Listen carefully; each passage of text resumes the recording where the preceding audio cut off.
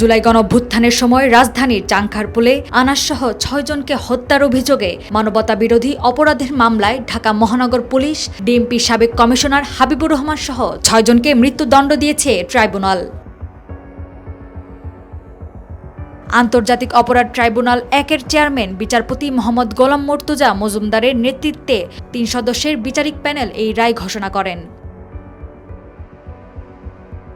মৃত্যুদণ্ডপ্রাপ্তরা হলেন ঢাকা মহানগর পুলিশ সাবেক কমিশনার হাবিবুর রহমান, সাবেক যুগ্ম কমিশনার সুদীপ কুমার চক্রবর্তী ও রমনা অঞ্চলের সাবেক অতিরিক্ত উপকমিশনার শাহ আলম মোহাম্মদ আখতারুল ইসলাম।